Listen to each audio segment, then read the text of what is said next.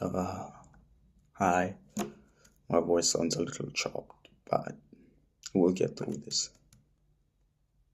Today's subject is optics, and we'll be kicking it off with examples so you hopefully can get some sort of definition or picture of what optics are. So, yeah,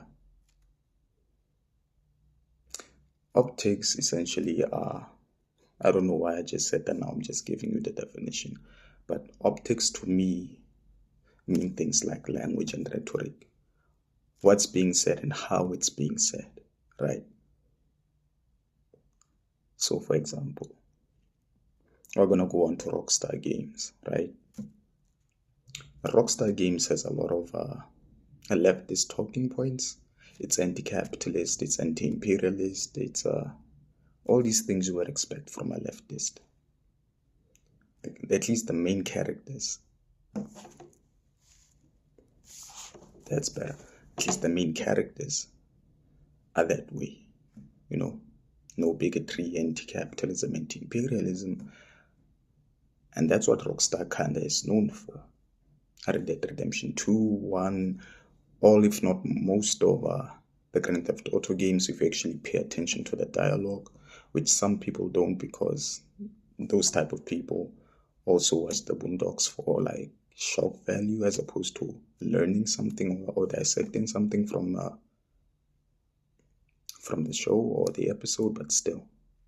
Rockstar Games leans into a lot of leftist language and rhetoric and dialogue and monologues as well.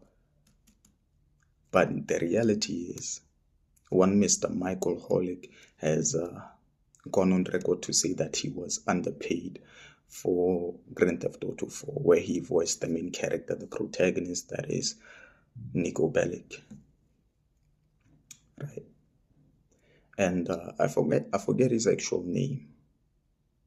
I know it, but I just forgot it as of this, not this moment, but I just forgot it. But Tommy Vercetti from GTA Vice City, which is a game a lot more people are familiar with than Grand Theft Auto 4. A lot more people don't know about Grand Theft Auto 4. They know about 5. They know about Vice City, San Andreas. Sorry. And sorry again. And such. So, with all this rhetoric and language around leftism, it would come as a shock to anyone that Rockstar is underpaying their employees, especially the main characters, the main voice actors, the people that give life to characters through their voice. Yet they're being underpaid. You have things like union busting, which just happened recently, where workers were trying to get into a union, and that union got busted, and those 30, 40, 60 employees, I don't remember just how much, but it's definitely more than 30, were fired for trying to set up a union by a Rockstar. And this is what I mean by optics. They want to seem a certain way to appease people, especially the more smart people that are more critical of media. So yeah, be careful of this, because certain things are said and other things are not said just to appease fans. It seems anti-imperialist, right? But unless you call out those anti-imperialists, it's nothing, right? And as a leftist, I am a Marxist. There are certain things you should just say. You can't just be anti-capitalist and anti-imperialist. Are you pro-Marxist? Are you a Marxist, a Leninist? Do you believe in dialectical materialism? The mere fact that they're not willing to speak about these things that oppose imperialism, that oppose capitalism, that are diametrically opposed to imperialism and capitalism and bureaucratic capitalism, simply means they're just letting you hear what you want to hear, but anything that actually could more or less absolve them of wrongdoing such as union busting, they don't say that shit, right? Next thing is celebrity culture. And celebrity culture in terms of optics tends to be hypocritical. Let's talk about Kendrick Lamar, right?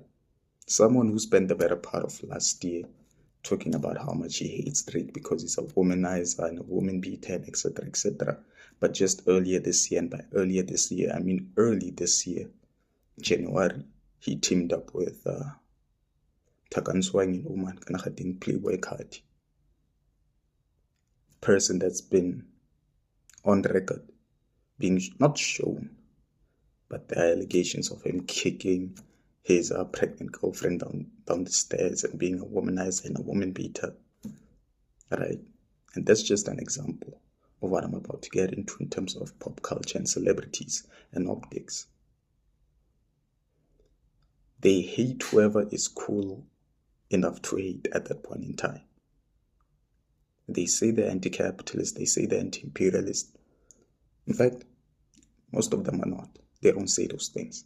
But most of them are against racism, patriarchy, Zionism, not even Zionism.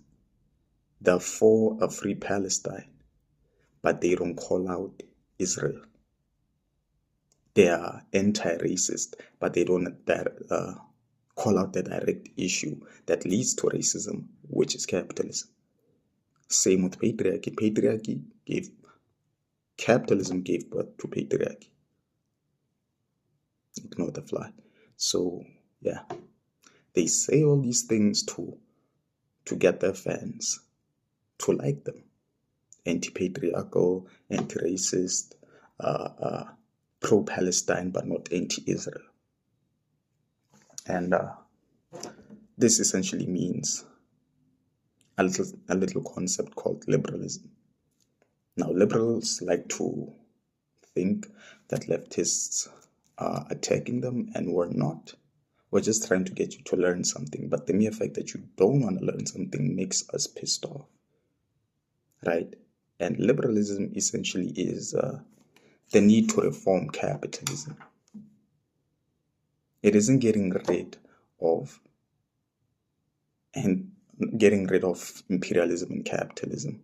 It's about participating in it as a woman, as a person of color, as a queer person, and you don't need to participate in capitalism and imperialism. You're killing people. That's why people do the whole vote blue no matter who.